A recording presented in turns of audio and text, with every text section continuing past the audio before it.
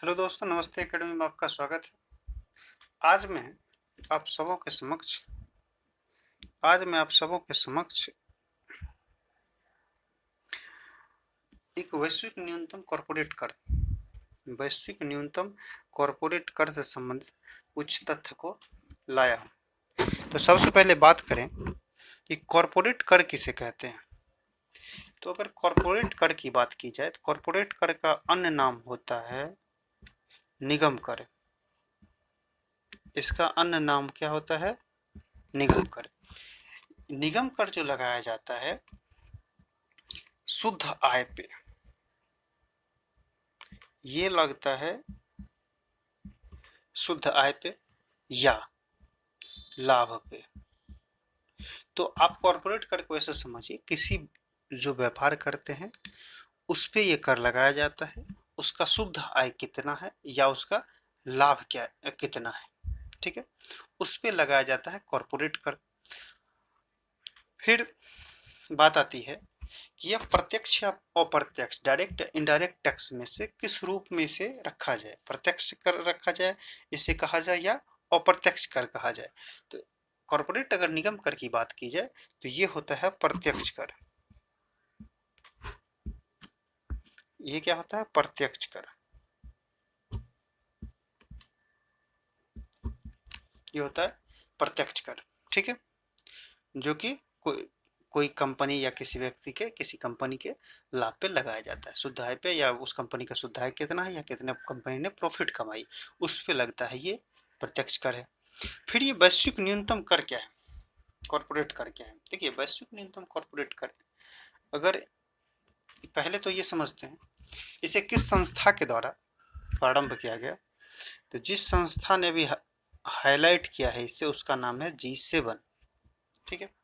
पहले ये G8 था। रसिया को इससे 2014 में क्रीमिया पे जब अधिकार किया गया था तो उससे बाहर निकाल दिया गया, जिससे कि G8 क्या बन गया? G7 बन गया, ठीक। वैश्विक न्यूनतम कॉर्पोरेट कर लाने के पीछे उद्देश्य की बात की जाए तो सबसे पहले था कि वैश्विक न्यूनतम कॉर्पोरेट कर इसलिए लाना चाहते हैं G7 के देश, क्योंकि G7 के विकसित देश हैं सभी, आर्थिक रूप से लीड कर रहे हैं इकोनॉमी को। हाँ, ये बात अलग है कि अभी भारत 5th नंबर पे चला गया, बट G7 का मेंबर नहीं है, मेंबर नहीं है भारत, ठीक। चाइना भी इसमें मेंबर नहीं है, ये भी आप याद रखिएगा, सेकंड लार्जेस्ट इकोनॉमी है वर्ल्ड वाइड, बट इसमें नहीं है। तो G7 आप कहा जाए तो पश्चिमी देशों का एक आर्थिक, पश्चिमी जो आर्थिक महाशक्ति देश है उसका ये संस्थान है। तो वैश्विक न्यूनतम कर क्या था कि होता क्या था कि एक न्यूनतम कर, मिनिमम कॉर्पोरेट कर कम से कम कितना रखा जाए, ये फिक्स ना होने की वजह से क्या होता है, आपने टैक्स हेवन देशों का नाम सुना होगा। टैक्स हेवन माने टैक्स मीन्स होता है कर, हेवन मीन्स होता है स्वर्ग। अब वैसे देश जो द्वीपीय देश है, छोटा छोटा देश है, वो क्या करता है, बहुत ही मिनिमम अपना कर रख देता है। मान लो 1% रख दिया और इंडिया ले रहा है टैक्स 20%, तो यहाँ पे आपका अंतर क्या आ रहा है? 19%। दैट मीन्स कि 19% अगर यहाँ इस देश में अगर चला जाए, इस देश में चला जाए तो प्रॉफिट कमा सकता है, और यहाँ पे आके अपना क्या करेगा? 19% गंवा देगा, इसकी माइनस हो जाएगी शुद्ध लाभ में से, यहाँ पे ज़्यादा कमा लेगा। तो कंपनियां क्या करती है, इस देशों में अपनी कंपनी स्थापित कर लेती है टैक्स से बचने के लिए।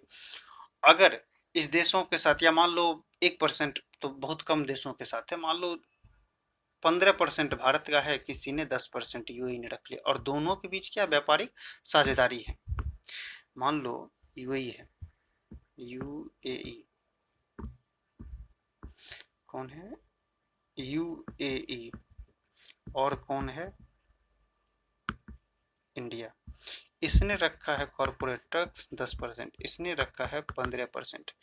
दोनों के बीच व्यापारिक साझेदार है, व्यापार समझौता हुआ है। व्यापार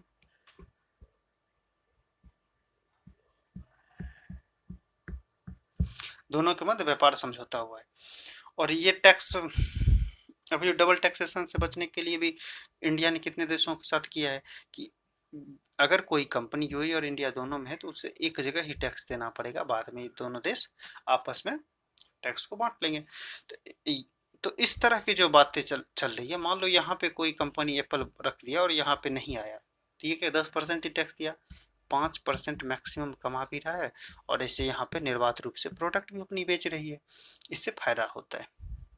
ठीक है, तो जहाँ पे न्यूनतम रहेगा टैक्स वहाँ पे ज़्यादा ज़्यादा कंपनियाँ आएगी, वहाँ पे इन्वेस्टमेंट ज़्यादा होगा। तो ये सब चीज़ें संबल भागीदारी वहाँ की ज़्यादा होगी, वहाँ के लोगों को रोजगार ज़्यादा मिलेगा, वहाँ प्रति व्यक्ति आय बढ़ेगी, वहाँ डेवलपमेंट ज़्यादा होगा।